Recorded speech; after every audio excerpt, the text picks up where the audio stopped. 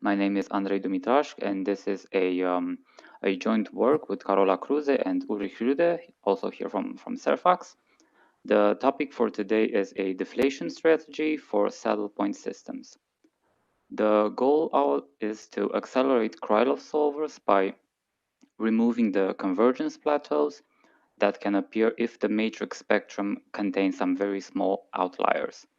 We would like to avoid working with the entire saddle point matrix and focus instead on its blocks, especially when the ill conditioning resides in one of these off-diagonal ones. First, a few words about deflation in general, by which we mean removing a particular subspace from the range of our operator. For that, we need a basis for the subspace which we're trying to deflate. And then we define a deflation operator, which helps us go from the original system to a deflated system, which is easier to solve. That's when we get our deflated solution, x hat. And using a correction operator, m, we get the solution to the original system. In principle, we would want that this basis u is represented by singular vectors, the ones corresponding to the smallest singular values, which are introducing these problems in convergence. So for a quick overview of how this deflation can work in general, we have a saddle point matrix coming from a Stokes flow problem.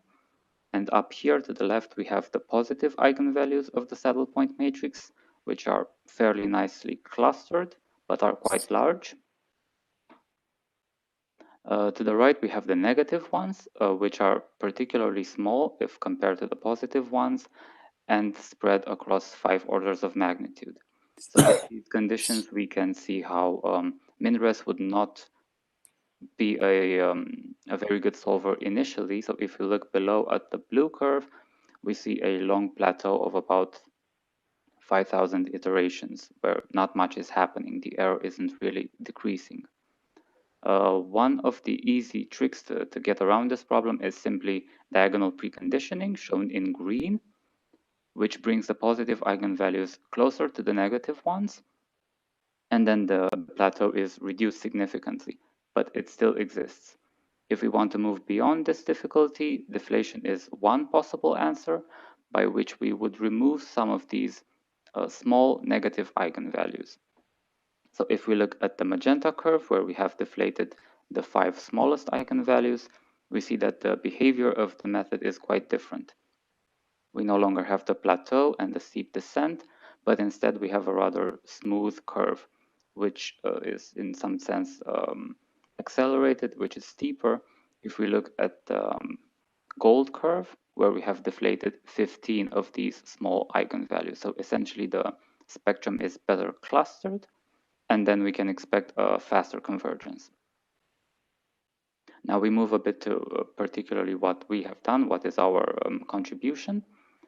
It's in the domain of using saddle point matrices and the Craig solver. What we've done is particular to the solvers that operate blockwise, so Craig is simply an example.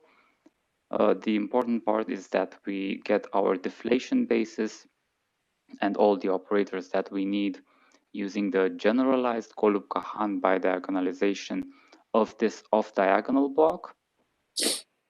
And then the point is that the same algorithm is also used in deflation, but also in the Craig solver. So this is one way of saying that we get to reuse certain algorithms, certain implementations, along with possible block-specific solvers. For example, if you have a good multigrid for the 1-1 block, then you can reuse that because we're operating in a blockwise fashion rather than the previous approach, which used the entire matrix. So what's important about Craig is that its convergence is dominated by the spectrum of the Schur complement of the saddle point system, and our approach implicitly deflates this Schur complement. So this could explain why it is a good choice.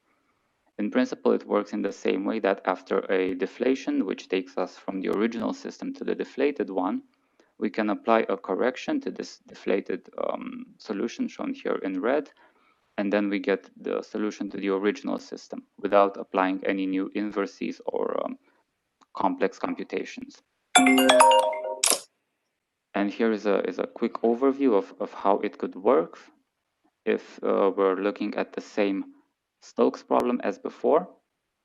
Now we have to the right the spectrum of the Schur complement, which as I said is